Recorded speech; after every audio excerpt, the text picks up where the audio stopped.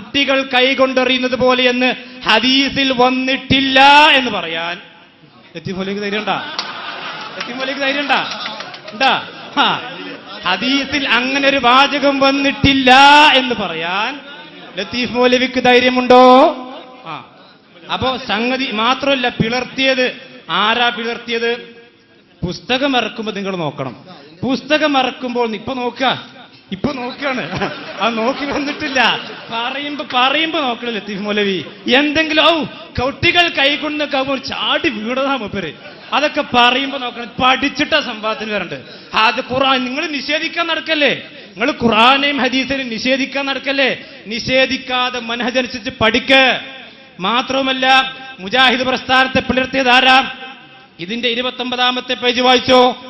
ഇതൊക്കെ വായിച്ച് പഠിച്ചിട്ട് ഇവിടെ വന്നാൽ മതി. കണ്ടോ, KNM-ന്റെ കൗൺസിലർമാരെ വിളിച്ചു വരുത്തി ISM-ന്റെ നടപടിയെടുത്തപ്പോ KNM-ന്റെ കൗൺസിലർമാരെ വിളിച്ചു വരുത്തി. എത്തിമൂലി ശ്രദ്ധിക്കണം.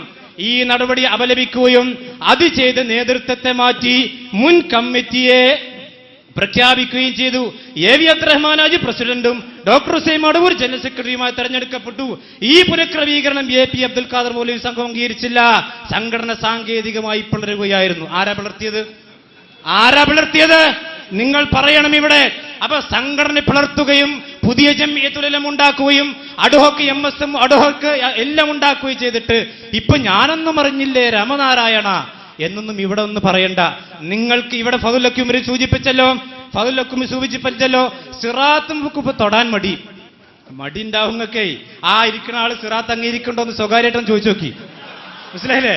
ആ ഇരിക്കുന്ന ആള് സിറാത്ത് അംഗീകരിക്കണ്ടോ എന്ന് നിങ്ങള് സിംബാത്തിൽ വരുമ്പോ ഇതൊക്കെ നോക്കണ്ടേ? ആരെങ്കിലും പിടിച്ചു കൊണ്ടുവരാ? ഇനി കേട്ടോളി, ഇത് സിറാത്ത് വിഷയമായി ബന്ധപ്പെട്ടതാണ് ലത്തീഫ് മൗലവി. നിങ്ങൾ എന്താ ഈ പറയുന്നത്? സിറാത്ത് വിഷയമായി ബന്ധപ്പെട്ടതാ. എന്താ ഒന്നാമത്തെ തീരുമാനം? ഖുർആനും ഹദീസും മനസ്സിലാക്കുന്നതിനും വ്യാഖ്യാനിക്കുന്നതിനും മതപരമായ കാര്യങ്ങൾ സ്വീകരിച്ചാതിരിക്കുന്നതിനും സച്ചരിതായ സലഫിന്റെ മാർഗമാണ് നാം സ്വീകരിക്കേണ്ടത്. അപ്പൊ സിറാത്ത് ഹദീസല്ലേ? വർത്തമാനത്ത് വന്നൊന്നല്ലോ. സിറാത്ത് ഹദീസാണ് മൗലവി. അപ്പൊ സിറാത്തും മീസാനും നുസൂലും ഒക്കെ നിങ്ങൾ പച്ചയായി നിഷേധിച്ചിട്ടുണ്ട്. നിങ്ങൾ അള്ളാഹുവിന്റെ ഖുർആൻ നിങ്ങൾ കോട്ടിമാട്ടിയിട്ടുണ്ട്. ഞങ്ങൾ തെളിയിക്കും. അള്ളാഹുവിന്റെ ഖുർആനെ പറ്റി നിങ്ങൾ പച്ചക്കള്ള പറഞ്ഞിട്ടുണ്ട്. ഇല്ല എന്ന് പറഞ്ഞാൽ മണിയിട്ടുണ്ട് കേട്ടോ. പിന്നെ ഞങ്ങൾക്ക് എല്ലും കഷ്ണം കിട്ടിയോന്ന് ഞങ്ങൾ ഞങ്ങൾക്കൊരു വാല് കിട്ടാൻ സുപ്രീം കോടതി പോകണ്ട. ഞങ്ങൾക്കൊരു മുൻസിഫ് കോഡിൽ ഒരു കേസ് കൊടുത്തപ്പോഴേക്കും സംസ്ഥാന സമിതി അയോഗ്യതരാക്കി. ഇതാ ഞങ്ങളെ പവർ. മനസ്സിലായോ? ഇങ്ങക്ക് ഒരു മർക്കസുദ്ദേവന് കൂടിയിരിക്കുന്ന ആളുകൾക്ക് മർക്കസുദ്ദേവന്റെ അഡ്രസ് കിട്ടാൻ സുപ്രീം കോടതി വരെ പോകണ്ട ഗതികേട്. എന്താ! അപ്പൊ നോക്കുന്നെങ്കിൽ ഇപ്പൊ ഇവിടെ ഇനി മാത്രമല്ല, ഇവിടെ ആദർശ വ്യതിയാനം വന്നിട്ടില്ലെങ്കിൽ എന്തിനാ സഹോദരങ്ങളെ? കണ്ടോ, ഇത് ജംഇയ്യത്തുൽ ഉലമയുടെ തീരുമാനം. എത്ര സ്ഥലത്ത് ഇതാ ആശയങ്ങൾ തെറ്റാണെന്ന് ലേഖകൻ തെറ്റുതിരുത്താൻ ബന്ധപ്പെട്ട് തിരുത്തുകൾ. ഇത് കണ്ടോ, എത്ര തിരുത്താതെ വന്നു. ഇങ്ങോട്ട് മൂപ്പർക്ക് ഇപ്പൊ ഇത് മനസ്സിലായിട്ടില്ല. ഇനി കേട്ടോ, ആ മേൽ പറഞ്ഞ ആ അഭിപ്രായം തിരുത്തേണ്ടതാണ്. വെറുതെ എന്തിനാ തിരുത്തുന്നത്? ആദർശ വ്യതിയാനം തെറ്റല്ലെങ്കിൽ ലത്തീഫ് മൗലവി എന്താ തിരുത്തു കൊടുക്കേണ്ട ആവശ്യം? എന്നിട്ട് ഓരോ തീരുമാനത്തിലും KP ഒപ്പ്, KK ഒപ്പ്. KK ഞാൻ ജീവിച്ചിരിക്കുന്നുണ്ടെങ്കിൽ ലത്തീഫ് മൗലവി ചെവിക്ക് പിടിക്കും. ഞാൻ എടുത്ത തീരുമാനത്തിന് ഈ വേള് പറയും. എന്താ ഇത്?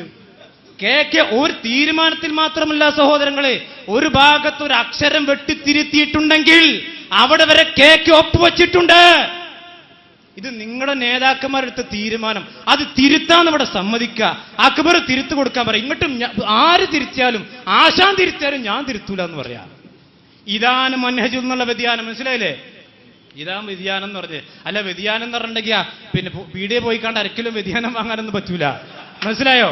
ഒരു സഹോദരങ്ങളെ, 10 മിനിറ്റ് വീതമുള്ള അതിൻ്റെ അവസരം കഴിഞ്ഞിരിക്കുകയാണ്. ഇനി ചോദ്യോത്തരങ്ങളിലേക്ക് പ്രവേശിക്കുകയാണ്. 3 മിനിറ്റ് ചോദ്യവും 5 മിനിറ്റ് അതിന് ഉത്തരവും. അങ്ങനെ 10 ചാൻസ്. ഒരു ടീമിന് 10 ചാൻസ് കിട്ടുന്ന നിലക്കാണ് അത് ക്രമീകരിച്ചിട്ടുള്ളത്. ഇതിൻ്റെ കണ്ടിന്യൂഷനായിട്ട് തന്നെയാണ് അത് പോകുന്നത്. അതിൽ ചോദ്യം ഇവിടെ നിന്നും ഇനി കേരളമെൻ്റെ ഭാഗത്തു നിന്നും ചോദ്യം ആരംഭിക്കും. അതിന് മറുപടി അവിടെ നിന്നും ഉണ്ടാകും. അത് കഴിഞ്ഞതിന് ശേഷമുള്ളതിൻ്റെ അവസാനത്തെ സെഷനിലേക്ക് അത് നറുക്കെടുപ്പിലൂടെ തീരുമാനമാക്കുകയും ചെയ്യും. അപ്പം ഇനി ചോദ്യം ചോദിക്കുന്നതിന് വേണ്ടി ഈ വിഭാഗത്തെ ക്ഷണിച്ചുകൊള്ളുന്നു. അപ്പോൾ അങ്ങനെ അബ്ദുൽ മാലിക്കും രംഗത്ത് വന്നു. ഞാനൊരു നൗഷാദ് ഹസൻ ഇങ്ങനെ പ്രതീക്ഷിക്കുന്നു. ഇപ്പോൾ കിട്ടിയാളെ അത് വളരെ കറക്റ്റായിട്ട് കിട്ടി. കാരണം കോട്ടിമാട്ടൽ, ബഹളം വെക്കൽ, അതുവഴി ആളുകളുടെ ശ്രദ്ധ തിരിക്കൽ, വിഷയത്തിൽ നിന്ന് മാറി സംസാരിക്കൽ, അതിനൊക്കെ പറ്റിയ ആ ബിരുദം അവിടുന്ന് കിട്ടുന്നതാണ്. ആ മുതൽ ഏതാണ്ട് ഇങ്ങോട്ട് ചാടിയിട്ടുണ്ട്. അതിൻ്റെ ഗതിയിലേക്കാണ് കാര്യങ്ങൾ പോകുന്നതും. ഇവിടെ ഇപ്പോൾ ഇയാൾ എഴുതിയിരിക്കുന്ന വിഷയം ഹദീസിൽ ഇല്ലാത്തതെന്ന് പറയാൻ പറ്റുമെന്നാണ് ഞാൻ പറഞ്ഞെന്താ. അള്ളാഹുവിന്റെ സിഫത്തുകൾക്ക് തംസീൽ നൽകൽ ശിർക്കാണോ കുഫറാണോ ഈ വിഷയം പറയണം. ആ വിഷയം പറയേണ്ടത്. നിങ്ങൾ തംസീൽ നൽകിക്കൊണ്ടാ എഴുതിയത്. അള്ളാഹുവിന്റെ സിഫത്തിന് തംസീൽ നൽകിക്കൊണ്ട് നിങ്ങൾ എഴുതിയത് എന്തിന്റെ അടിസ്ഥാനത്തിൽ? അതാ ചോദ്യം, അതാണ് വിഷയം. അത് പറയാതെ അത് ഹദീസിലില്ല എന്ന് പറയാൻ പറ്റോ എന്ന് പറഞ്ഞാൽ രക്ഷപ്പെടാൻ കഴിയില്ല. മാത്രമല്ല, നിങ്ങൾ തന്നെ കേനം എന്ന നിങ്ങളുടെ കേനം അതിനെ ഇറക്കിയിരിക്കുന്ന പുസ്തകമാണ് തൗഹീദും 2 ഷഹാദത്ത് കലിമകളും. ഇതിൽ പോലും ഇതിനിങ്ങനെയുള്ള ഉപമകൾ കൊടുക്കാൻ പാടില്ല എന്ന് കൃത്യമായി രേഖപ്പെടുത്തി വെച്ചിട്ടുണ്ട്. അതിന് വിരുദ്ധമായി ഉപമകൾ കൊടുത്ത് ഞങ്ങളെ പഠിപ്പിക്കാനെന്ന വ്യാജേന ഇറക്കി വിട്ടതാണത്. അതുപോലെ തന്നെ പിന്നെ ഇവിടെ വന്ന വിഷയം എന്താ അറിയോ? ഈ ചേകനൂർ മൗലവിയുമായി ബന്ധപ്പെട്ട പുസ്തകത്തിൽ പരാമർശമാണ്. ഇതെന്താ ചെയ്തത്? ഇതിന് യഥാർത്ഥ ആമുഖം മറച്ചുവെച്ചു. എന്നിട്ട് ആ ആമുഖത്തിൽ പറഞ്ഞിരിക്കുന്ന വിഷയത്തിന് അടിക്കുറിപ്പായി പറഞ്ഞെന്താ? കേരള മുസ്ലിം നവോത്ഥാനവുമായി ബന്ധപ്പെട്ട ഈ ലഘു ആമുഖം, ചേകനൂരിനെ പറ്റിയുള്ള ആമുഖമല്ല, കേരള മുസ്ലിം നവോത്ഥാനവുമായി ബന്ധപ്പെട്ട ഈ ലഘു ആമുഖം ചേകനൂർ മൗലവിയെ ഒരു പരിഷ്കർത്താവ് എന്ന നിലയിൽ പഠിക്കാൻ ശ്രമിക്കുമ്പോൾ അനിവാര്യമാണ്. ഇത് ചേകനൂർ മൗലവി മുസ്ലിം നവോത്ഥാനത്തിന്റെ നായകനാണെന്നല്ല, അതല്ല എന്ന് മനസ്സിലാക്കാനാണ് ആ വിഷയം കൊടുത്തത്. അറബിയല്ല, മലയാളം പോലും തീരാത്ത അവസ്ഥയിലേക്കാണ് ഈ ടീം പോകുന്നത്. എങ്ങനെ നിങ്ങൾ ശരിയാവാ? എനിക്ക് ലഭിച്ചിരിക്കുന്ന സമയം നഷ്ടപ്പെടുന്നില്ല. എന്റെ ചോദ്യം, ഞങ്ങൾക്ക് നേരെ ആദർശ വ്യതിയാനമായി ആരോപിച്ചിരിക്കുന്ന പല വിഷയങ്ങളും നിങ്ങളുടെ തന്നെ ആളുകൾ കൊണ്ടുവന്നതായിട്ട് പോലും അവരിൽ ഒരാൾക്ക് നേരെ പോലും ഒരിക്കലും ഒരു ആദർശ വ്യതിയാനം നിങ്ങൾ ആരോപിച്ചിട്ടില്ല. ഉദാഹരണം, കുഞ്ഞീദ് മദനി അഹ്ലുസുന്നത്ത് വൽ ജമാഅത്ത് എന്ന പുസ്തകത്തിൽ അള്ളാഹുവിന്റെ സിഫത്തുമായി നിങ്ങൾ പറയുന്ന മൻഹജിന് വിരുദ്ധമായി തന്നെ എഴുതിയിട്ട് അദ്ദേഹത്തിനെതിരെ അദ്ദേഹം ജീവിച്ചിരിക്കുന്ന കാലത്തോ ശേഷമോ ഒരു വ്യതിയാന ആരോപണവും നടത്താതിരുന്നത് എന്തുകൊണ്ട്? അസ്സലാമു അലൈക്കും. ഇവിടെ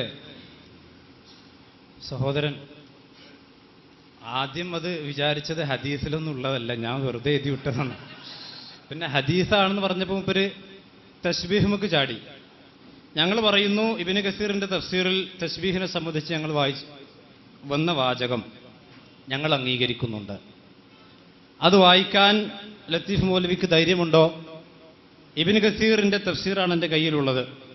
അതിൽ സൂറത്തുൽ അറാഫിന്റെ സുമ്മസ്തവ അലൽ അർശ് എന്ന ആയത്തിന്റെ വിശദീകരണത്തിൽ മഹാനായ ഇബ്നു കസീർ റഹ്മത്തുള്ളാഹി അലൈഹി പറഞ്ഞിട്ടുള്ളതാണ് ഞങ്ങളുടെ ആദർശം. ആ ആദർശത്തിൽ ഞങ്ങൾ ഉറച്ചു നിൽക്കുന്നു.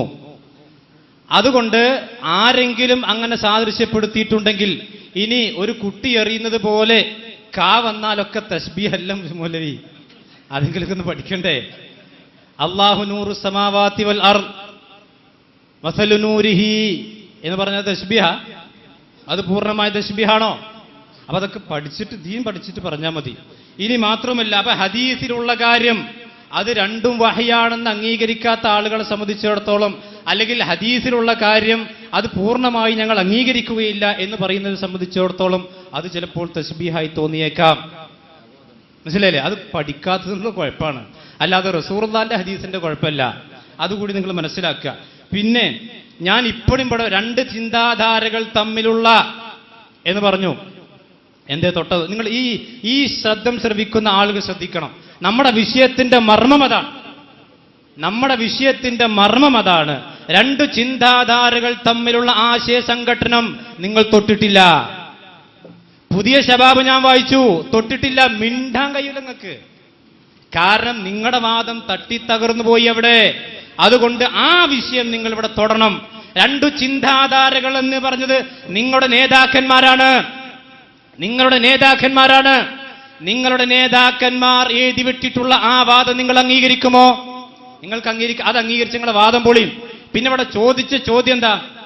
ഞങ്ങളുടെ പക്ഷത്തുള്ള പല ആളുകളും എഴുതി വിട്ടത്, ഇവിടെ എൻ്റെ ലത്തീഫ് മൗലവി ചോദിച്ചിട്ടുള്ളത്, ഞങ്ങളുടെ ആ ഭാഗത്തുള്ള ആളുകളും പലതും എഴുതിയിട്ടുണ്ടല്ലോ, എന്നാൽ അതൊന്നും ആദർശ വ്യതിയാനമാണ് എന്ന് എന്തുകൊണ്ട് നിങ്ങൾ പറഞ്ഞില്ല? അതിന്റെ ഒറ്റ വാക്കിൽ മറുപടി, അവരാരും അതിനെ ന്യായീകരിച്ചിട്ടില്ല. മറുപടി പറഞ്ഞിട്ടുണ്ട്. ഇനി മാത്രവുമല്ല, ഈ ജമിയത്തിന്റെ തീരുമാനം അദ്ദേഹം വായിക്കാതെ വന്നിട്ടുള്ളത്. അതിന്റെ അവസാനത്തിലുണ്ട്, എന്നാൽ അള്ളാഹുവിന്റെ സൃഷ്ടിയായ ഖുർആൻ അകാരണമായി നോമ്പുപേക്ഷിക്കൽ കാഫിറാണ് എന്ന് പരാമർശങ്ങൾ അബദ്ധങ്ങളാണ്. ന്യായീകരിക്കുകയാണെങ്കിൽ വ്യതിയാനമായി കണക്കാക്കേണ്ടി വരും. നിങ്ങളിവിടെ ന്യായീകരിച്ചു, ഇപ്പോഴും ന്യായീകരിക്കും നിങ്ങൾ. അതാ ആദർശ വ്യതിയാനം എന്ന് പറഞ്ഞ്, മനസ്സിലായില്ലേ? അതുകൊണ്ടാണ് നിങ്ങൾക്ക് രണ്ട് ചിന്താധാരകൾ തമ്മിലുള്ള സംഘട്ടനമാണെന്ന് പറഞ്ഞപ്പോൾ അതിനെ സംബന്ധിച്ച് നിങ്ങൾക്ക് മിണ്ടാൻ കഴിഞ്ഞിട്ടില്ല. മാത്രവുമല്ല, ഇപ്പോഴത്തെ നിങ്ങളുടെ പ്രസിഡന്റ് ഉണ്ടല്ലോ, president doctor E K Ahammed Kutty എന്താ പണ്ട് മാധ്യമത്തിൽ എഴുതിയത്? മുജാഹിദ് പ്രസ്ഥാനത്തിന്റെ ഭിന്നിപ്പിന് കാരണം ഇരു വിഭാഗത്തിലും പെട്ട നേതാക്കന്മാരുടെ തഖ്വയില്ലായ്മയാണ്. അവ ആദർശമല്ല, തഖ്വന്റെ കുറവാണ്. നമ്മൾ പറഞ്ഞ ആദർശമാണ്, മൂപ്പര് പറഞ്ഞു തഖ്വന്റെ കുറവ് കൂടിയുണ്ട്. ഇങ്ങോട്ട് ആ തഖ്വ കുറഞ്ഞ സംഘടനന്റെ ഏറ്റവും തലപ്പത്ത് മൂപ്പര് കയറിയിരിക്കും ചെയ്യാം. ഇനി ചേകനൂർ മൗലവി മുസ്ലിം നവോത്ഥാനം അങ്ങോട്ട് ചേകനൂരിനെ നവോത്ഥാന നായകനാക്കാനല്ല. ലത്തീഫ് മൗലവി താഴ്ത്തു വായിക്കൂ നിങ്ങൾ. എന്താണ് 1967 വരെ അദ്ദേഹം ഉൽപ്പതിഷ്ണു വിഭാഗങ്ങളുമായി സഹകരിച്ചു വർത്തിച്ചു. ഇനിയുള്ള വാചകങ്ങൾ എന്റെ സഹോദരങ്ങൾ ശരിക്കും ശ്രദ്ധിക്കണം. അതിനുശേഷമാണ് ഹദീസ് നിഷേധമടക്കമുള്ള ഒറ്റപ്പെട്ട അഭിപ്രായം അദ്ദേഹം മുന്നോട്ട് വെച്ചത്. ഇതെന്താ സാധനം എന്നറിയോ? സർവമത സത്യവാദം ഖുർആനിൽ. ആരാ എഴുതിയത്? ഞാനിതൊന്ന് വായിച്ചായിരുന്നു. ഒറ്റപ്പെട്ട അഭിപ്രായ. ഞാൻ എന്റെ ചോദ്യത്തിന് മറുപടി പറഞ്ഞിട്ടില്ല എന്ന് പറയണ്ട, മറുപടി ശരിക്കും കേട്ട് പഠിച്ചോ. ആ തെറ്റ് ആര് തെറ്റ് പറഞ്ഞാലും അതിന് അവർ ആരും ന്യായീകരിച്ചിട്ടില്ല. ആരും ന്യായീകരിച്ചാലും അത് ആദർശ വ്യതിയാനമാണ്. നിങ്ങളത് ന്യായീകരിക്കുന്നു, അതുകൊണ്ട് നിങ്ങളുടെ ആദർശ വ്യതിയാനമാണ്. ചേകന്നൂർ പറഞ്ഞെന്താ അറിയോ? എന്റെ ചോദ്യം, അള്ളാഹുവിന്റെ സിഫാത്തുമായി ബന്ധപ്പെട്ട് കുഞ്ഞീദ് മദനി അഹ്ലുസുന്നത്ത് വൽ ജമാഅത്ത് എന്ന പുസ്തകത്തിൽ എഴുതിയിരിക്കുന്ന പരാമർശം നിങ്ങൾ പ്രതിപാദിച്ച മൻഹജിന് വിരുദ്ധമായിട്ടും അദ്ദേഹത്തിനെതിരിൽ ഒരിക്കൽ പോലും എന്തുകൊണ്ട് വ്യതിയാനം ആരോപിച്ചില്ല? അതിന്റെ മറുപടി വന്നിട്ടില്ല. മറുപടി വരാതെ വേറെന്ത് പറഞ്ഞ കാര്യമില്ല, അതിന് മറുപടി വരണം. എന്റെ ചോദ്യമാണ്. അതോടൊപ്പമുള്ള ചോദ്യം, ഞങ്ങൾ ചൂണ്ടിക്കാണിച്ച് സമൂഹത്തിൽ ബോധ്യപ്പെടുന്നതുവരെ എം അക്ബർ എഴുതിയിരിക്കുന്ന വിഷയത്തിൽ അദ്ദേഹം പോലും ഒരു കുറിപ്പും ഇവിടെയും കൊടുത്തിട്ടില്ല. എന്നാൽ 99 ഞങ്ങൾക്ക് നേരെ ആദർശ വ്യതിയാനം ആരംഭിക്കുമ്പോൾ തന്നെ നിങ്ങൾക്കറിയാവുന്ന ഈ വിഷയം എന്തുകൊണ്ട് അക്ബറിനെതിരെ നിങ്ങൾ ആദർശ വ്യതിയാനമായി ഉന്നയിച്ചില്ല? അതിനുള്ള ഉത്തരം ലഭിക്കണം. 3, തറാവിഹിന്റെ വിഷയത്തിൽ ഹുസൈൻ മടവൂരിനെതിരെ ആദർശ വ്യതിയാനം ആരോപിച്ചിരിക്കുന്ന നിങ്ങൾ ഈ കാലം വരെ അതിനേക്കാൾ അപകടകരമായി പറഞ്ഞിരിക്കുന്ന ഹുസൈൻ സലഫിക്കെതിരെ എന്തുകൊണ്ട് ആദർശ വ്യതിയാനം ആരോപിച്ചില്ല? 4, കുനൂത്തിന്റെ വിഷയത്തിൽ ഞങ്ങൾക്കെതിരെ ആദർശ വ്യതിയാനം ആരോപിച്ചിരിക്കുന്ന നിങ്ങൾ ഈ കാലം വരെ അതിനേക്കാൾ അപകടകരമായി എഴുതിയിരിക്കുന്ന ഉമർ മൗലവിയുടെ കാര്യത്തിൽ അദ്ദേഹം മരിക്കുവോളം എന്തുകൊണ്ട് നിങ്ങൾ ആദർശ വ്യതിയാനം ആരോപിച്ചില്ല? അദ്ദേഹം ന്യായീകരിക്കുകയും ചെയ്തിട്ടുണ്ട്. എന്നിട്ടും നിങ്ങൾ ആദർശ വ്യതിയാനം ആരോപിച്ചിട്ടില്ല. എന്തുകൊണ്ട്? ചോദ്യങ്ങൾക്കുള്ള ഉത്തരം കിട്ടണം. പിന്നെ അബ്ദുൽ മാലിക്കിന് താൻ ഉദ്ധരിച്ചിരിക്കുന്ന ഹദീസിന്റെ മഹത്വം ഇനി കിട്ടേണ്ടത്. അത് കൂടെ ഇരിക്കുന്ന ഫദലുൽ ഹക്കിനോട് ചോദിച്ചാൽ മതിയല്ലോ. അദ്ദേഹത്തിന്റെ പിതാവ് ഒരു അബ്ദുൽ ഹക്ക് ഉണ്ടല്ലോ, അദ്ദേഹം ആ വിഷയം എഴുതിയിട്ടുണ്ടല്ലോ. ഞാൻ വായിക്കാം. തംസീൽ എന്നാൽ സാദൃശ്യപ്പെടുത്തുക എന്നാണ് അർത്ഥം. അള്ളാഹുവിനെ അവന്റെ സൃഷ്ടികളിൽ ആരോടും ഉപമിക്കാൻ പാടില്ല. അത് അവന്റെ ദാത്തിലും അഫ്ആലിലും സിഫാത്തിലും പാടില്ല. തംസീൽ ഞാൻ ഉപയോഗിച്ചത്. കുട്ടി പന്തറിയുന്നത് പോലെ എന്ന് പറഞ്ഞാൽ തംസീൽ അല്ല. നിങ്ങൾക്ക് പറയാൻ പറ്റുമോ? അത് പറയണം. നിങ്ങളുടെ കൂടെ ഇരിക്കുന്ന അബ്ദുൽ ഫലിലിന്റെ പിതാവ് അബ്ദുൽ ഹക്ക് സുല്ലമി എഴുതിയിരിക്കുന്ന പുസ്തകത്തെ ഞാൻ വായിച്ചത്. നിങ്ങൾ നടത്തിയിരിക്കുന്ന ഈ തംസീൽ പാടില്ലാത്തതാകുന്നു, ശിർക്കിലേക്ക് നയിക്കുക. അതിനെ തശ്ബീഹിന്റെ വശത്തിലൂടെ എങ്ങനെ കൊണ്ടുവന്നിട്ട് തലക്കാലം ഒന്ന് കോട്ടിമാട്ടി രക്ഷപ്പെടാൻ ശ്രമിക്കുന്നത് നിങ്ങൾക്ക് ക്ലാസ് നൽകിയത് നൗഷാദ് ഹസനി ആയതുകൊണ്ടാണ്. അതാണ് നേരത്തെ പറഞ്ഞത്. അവിടെ ഞങ്ങൾ വന്നത് അതാണ് നിങ്ങളുടെ പ്രശ്നവും. അപ്പോ അങ്ങനെയുള്ള കാര്യങ്ങൾ ആദ്യം പരിഹരിച്ചു പോണം. പിന്നെ ഇ കെ അഹമ്മദ് കുട്ടി സാഹിബ് എന്ന് പറഞ്ഞു, രണ്ടു ഭാഗത്തും തഖ്വ ഇല്ലാത്തത് കൊണ്ടാണ് പ്രശ്നം. അത് അദ്ദേഹം പറയുന്ന കാലത്ത് അദ്ദേഹം നിഷ്പക്ഷനാ. പുറത്തുനിന്ന് മനസ്സിലായി. പക്ഷെ തിരിച്ചു വന്നു പിന്നെ അദ്ദേഹം കാര്യം മനസ്സിലാക്കിയിട്ട്. ലത്തീഫ് മൗലവി ചോദ്യം ചോദിക്കേണ്ട അവസരമാണ്, ചോദ്യം ചോദിക്കണ്ടേ? ഏതായാലും നൗഷാദ് ഹസനിന്റെ അനുയായികൾ ഇപ്പൊ ഇവിടെ നിൽക്കുന്നത് ഇപ്പൊ എല്ലാവർക്കും മനസ്സിലാവില്ലേ? തക്ബീർ ഇപ്പൊ ഇവിടുന്ന വരുന്ന കേൾക്കുമ്പോൾ തന്നെ എല്ലാവർക്കും മനസ്സിലാവും നൗഷാദ് ഹസനിന്റെ അനുയായികൾ ഇവിടെ നിൽക്കണം. അതുകൊണ്ട് ഞാൻ ലത്തീഫ് മൗലവി നിങ്ങൾക്ക് ഇത്ര ചെവിക്ക് കേൾവി കുറവെന്ന് ഞാൻ വിചാരിച്ചിട്ടില്ല. ഞാൻ മറുപടി പറഞ്ഞുകൂടെ? എന്തുകൊണ്ട് ഞങ്ങൾ ആദർശ വ്യതിയാനമായിക്കൊണ്ട് ആരോപിച്ചിട്ടില്ല, അത് ന്യായീകരിച്ചിട്ടില്ല? ആരതിനെ ന്യായീകരിച്ചാലും അത് ആദർശ വ്യതിയാനം തന്നെയാണ്. അത് മൻഹജിനെതിരായ വാദമാണെങ്കിൽ ഇതുപോലെ മറുപടി. അതിന് പിന്നെ ഓരോരുത്തർക്കും ഉമർ മൗലവി, പിന്നെ KP, അതുപോലെ തന്നെ ലത്തീഫ് മൗലവി, അതുപോലെ തന്നെ പിന്നെ അപ്പുറത്തിരിക്കണ കൊഴിപ്പുറം സുല്ലമി, ഇവർക്ക് ഓരോ നിയമം ഇസ്ലാമിൽ ഓരോ നിയമമില്ല, എല്ലാവർക്കും ഒരേ നിയമമാണ്. ഞാൻ ഒന്നാമത്തെ ചോദ്യത്തിന് വളരെ കൃത്യമായി മറുപടി പറഞ്ഞിട്ടുണ്ട്. പിന്നെ വാദപ്രതിവാദം നടത്തി കുറച്ചൊക്കെ ശീലമുള്ള ആളാണ് ലത്തീഫ് മൗലവി. എന്താ വെച്ചാൽ മറുപടി ഒട്ടും പ്രതീക്ഷിക്കാത്ത മറുപടി കിട്ടിയാലും മറുപടി കിട്ടിയിട്ടില്ല. മറുപടി കിട്ടിയാൽ പിന്നെ മൂപ്പര വാദം പൊളിഞ്ഞില്ലേ, ചോദ്യം പൊളിഞ്ഞില്ലേ? അപ്പൊ മറുപടി കിട്ടിയിട്ടില്ല, മറുപടി അത് നിങ്ങൾ മനസ്സമാധാനത്തിന് പറഞ്ഞോളി. ഈ CD കേൾക്കുന്ന എല്ലാവർക്കും മനസ്സിലാകും ഞാൻ പറഞ്ഞ മറുപടി തന്നെയാണ് അതിന്റെ കൃത്യമായ മറുപടി. മാത്രവുമല്ല ആ വിഷയം KJ ചർച്ച ചെയ്തിട്ടുണ്ട്. അതാ പറഞ്ഞത് ഈ അകാരണമായി നോമ്പുപേക്ഷിക്കൽ കാഫിറാണ് എന്നത് അത് പരാമർശങ്ങൾ അബദ്ധമാണ്. ന്യായീകരിക്കുകയാണെങ്കിൽ വ്യതിയാനമാകും. അതെന്നല്ലേ മറുപടി എന്ന് പറഞ്ഞ്. അപ്പൊ ആ വിഷയം കൃത്യമായി പറഞ്ഞിട്ടുണ്ട്. പിന്നെ ഞാൻ പറഞ്ഞു താഴ്ത്തു വായിച്ചിട്ടില്ല ലത്തീഫ് മൗലവി. എന്താ പറഞ്ഞറിയോ? അതിനുശേഷമാണ് ഹദീസ് നിഷേധമടക്കമുള്ള ഒറ്റപ്പെട്ട അഭിപ്രായം. ഹദീസ് നിഷേധം അദ്ദേഹത്തിന്റെ ഒറ്റപ്പെട്ട അഭിപ്രായമാണോ? ചേകനൂർ മൗലവി ഒക്കെ ഒരുപാട് അതിന്റെ അടി ചെറിയൊരു ഹദീസ് നിഷേധം. 23-ാമത്തെ പേജ് കേട്ടോ, സർവമത സത്യവാദം. ഇത് കേട്ടോ, കേജുവിന്റെ ഒറ്റപ്പെട്ട അഭിപ്രായം കേട്ടോ, ഇത് കേട്ടോളി. ഇസ്ലാം മാത്രമാണ് സത്യമായ ഏകമതമെന്നും ഇതര സമുദായങ്ങളുടെ മതങ്ങളും മതഗ്രന്ഥങ്ങളുമെല്ലാം ഇസ്ലാം മതത്തോട് അസാധുവായി പോയെന്നുമാണ് മുസ്ലിങ്ങളുടെ പൊതുവെയുള്ള വിശ്വാസമെന്ന് രേഖപ്പെടുത്തേണ്ടി വന്നതിൽ ഖേദമുണ്ട്. എന്നാൽ പ്രസ്തുത വിശ്വാസം തികച്ചും തെറ്റാണ്. എന്ത്? ഇസ്ലാം മാത്രമേ സത്യം എന്ന് പറയാൻ പാടില്ല. തീർന്നിട്ടില്ല. ഇതിന്റെ 29-ാമത്തെ പേജ് ഇത് മുഴുവൻ വായിക്കുകയാണെങ്കിൽ നിങ്ങളെ നവോത്ഥാനക്ക് ശരിക്കും കാണാം. അതിനാൽ ദൈവത്തിങ്കൽ സ്വീകാര്യം ഏകമതം ഇസ്ലാം മാത്രമാണെന്ന് പറഞ്ഞതിൽ സകല പ്രവാചകന്മാരുടെ മതങ്ങൾ പെട്ടിട്ടുണ്ടെന്ന് പഠിക്കാൻ നമുക്ക് നിർബന്ധമാണ്. മുഹമ്മദീയ മതം, ക്രിസ്തീയ മതം, ജൂതമതം, ഹിന്ദുമതം, ബുദ്ധമതം, ഇതൊക്കെ ശരിയാന്ന് പറഞ്ഞ്. മാത്രമല്ല ഹിന്ദുക്കളെ കല്യാണം കഴിക്കാന്ന് പറഞ്ഞിട്ടുണ്ട്. ഒറ്റപ്പെട്ട അഭിപ്രായ. ഇനി മാത്രമല്ല ഹിജ്റ 3-ാം നൂറ്റാണ്ടിൽ വിരചിതമായ ഹദീസ് പുരാണങ്ങളൊന്നും ഇസ്ലാമിൽ പ്രമാണമല്ല. അതാ മൂപ്പര കാര്യമായിട്ടുള്ള വാദം തന്നെ. മനസ്സിലായില്ലേ? അത് ഒറ്റപ്പെട്ട എന്താ അതാണ് സഹോദരങ്ങളെ, ഇതാണ് ഞാൻ പറഞ്ഞില്ലേ, ഇത് കിനാലൂരിന് പറിച്ചത് തെറ്റാണെങ്കിൽ എന്താ നിങ്ങൾക്ക് തെറ്റാന്ന് പറഞ്ഞാല് അത് പറയുന്നതിന് അതാണ് കിബിർ, അതാണ് അഹങ്കാരം, അതാണ് ആദർശ വ്യതിയാനം. മനസ്സിലായില്ലേ? ഞങ്ങൾ പറഞ്ഞല്ലോ ഇത് സുഹൈർ മൗലവിക്ക് പറ്റിയത് തെറ്റാണ്. കുഞ്ഞീദ് മദനി അത് അബദ്ധമാണ് എഴുതിയതെങ്കിൽ അത് തെറ്റാണ്. ആർക്കും സംശയമില്ല. ആര് അബദ്ധം എഴുതിയാലും അല്ലാഹു അക്ബർ തന്നെയാണ്. ഈ സദസ്സിൽ നിന്ന് അനാവശ്യമായി ഇടപെടുന്നത് ശരിയല്ല. അത്തരം ആളുകളെ ഇതിൽ നിന്ന് പുറത്താക്കേണ്ടി വരും. വളരെ ശാന്തമായും ക്ഷമയോടും കൂടി കേട്ടിരിക്കാൻ സാധിക്കണം. അത് ഇരുഭാഗത്തിലുള്ള ആളുകളെയും ശ്രദ്ധിക്കണം. അല്ലാത്ത പക്ഷം നമ്മളെ ഈ സംവാദം മുന്നോട്ട് കൊണ്ടുപോകാൻ സാധിക്കില്ല. വളരെയധികം ക്ഷമയോടുകൂടി കേട്ടിരിക്കാനുള്ള ഒരു മാനസികാവസ്ഥ ഉണ്ടാവണം. അത്തരം നിയന്ത്രിക്കാൻ പറ്റാത്ത ആളുകൾ വളരെയധികം സന്തോഷത്തോടുകൂടി ഇപ്പൊ തന്നെ ഇവിടുന്ന് ഇറങ്ങിപ്പോണതാണ് നല്ലത്.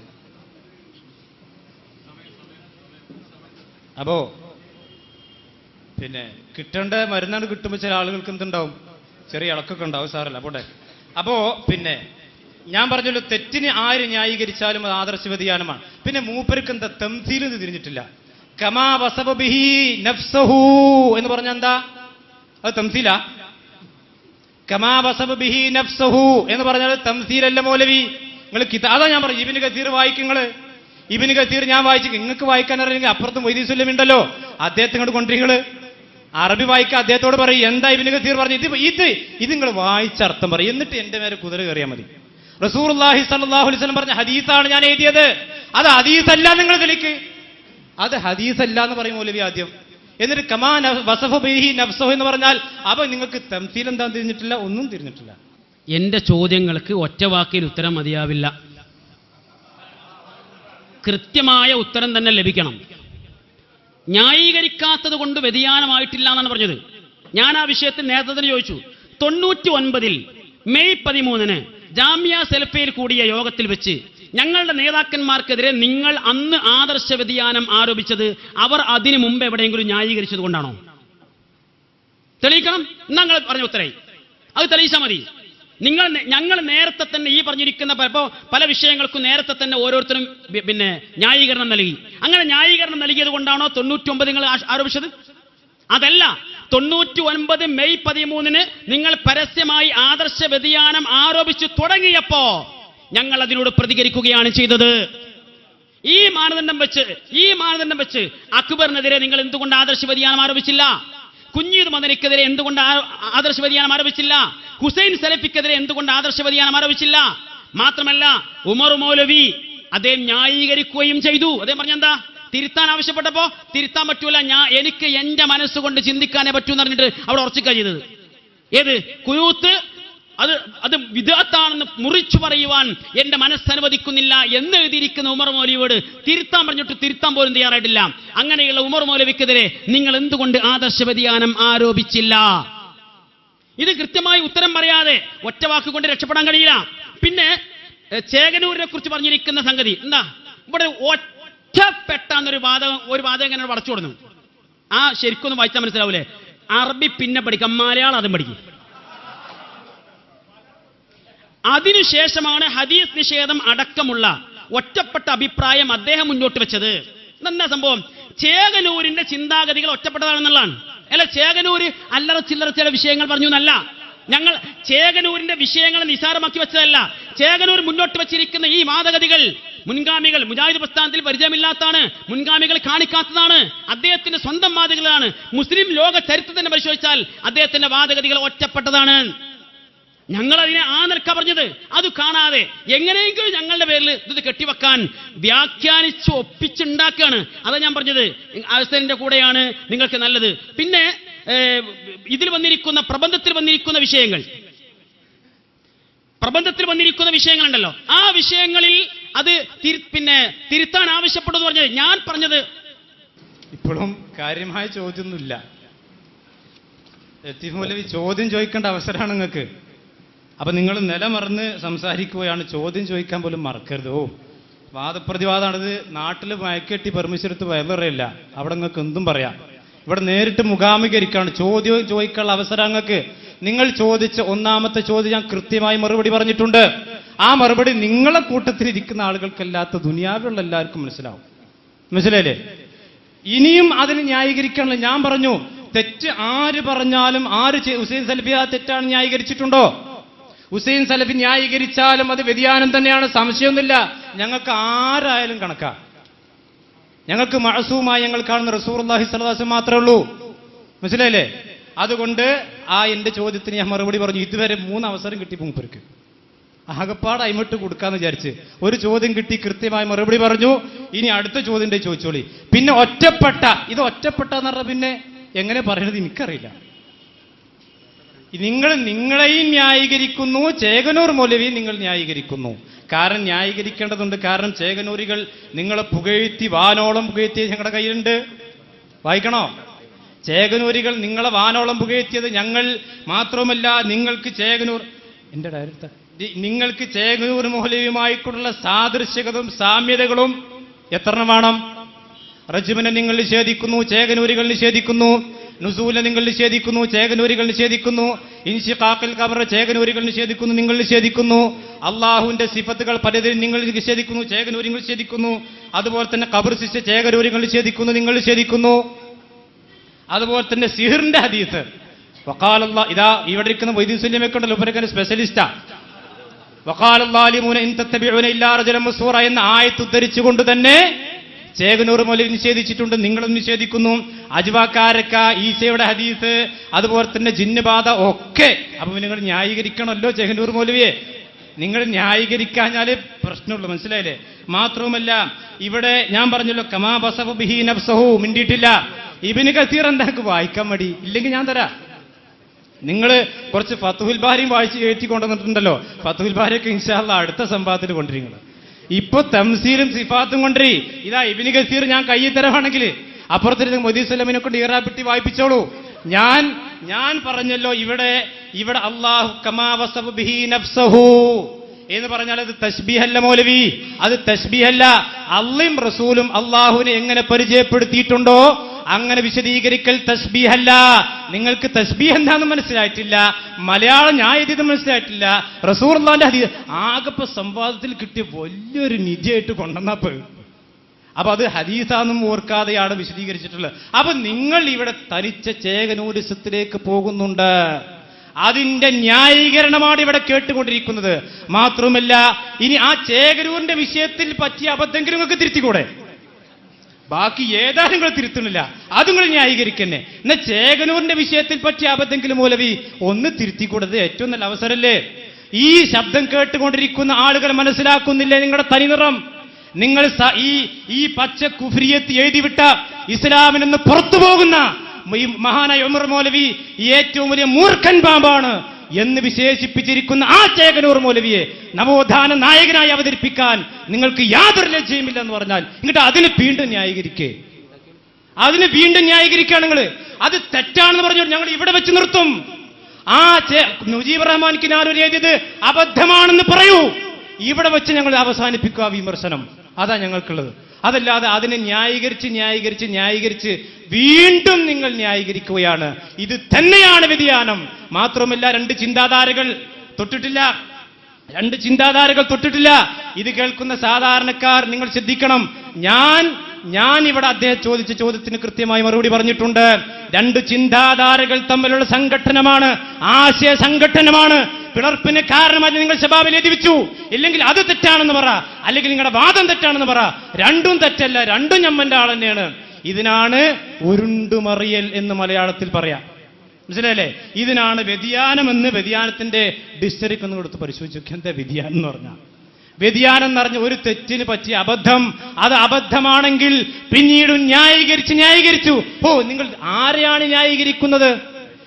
ഏതെങ്കിലും ഒരു റസൂലുള്ളാഹിനെയല്ല, അള്ളാഹുവിന്റെ പ്രവാചകനെയല്ല, അള്ളാഹുവിന്റെ പ്രവാചകന്റെ സഹാബത്തിനെയല്ല, ഈ പച്ച കുഫറുമായി കൊണ്ടുകിടന്ന ചേകനൂർ മൗലവിയെ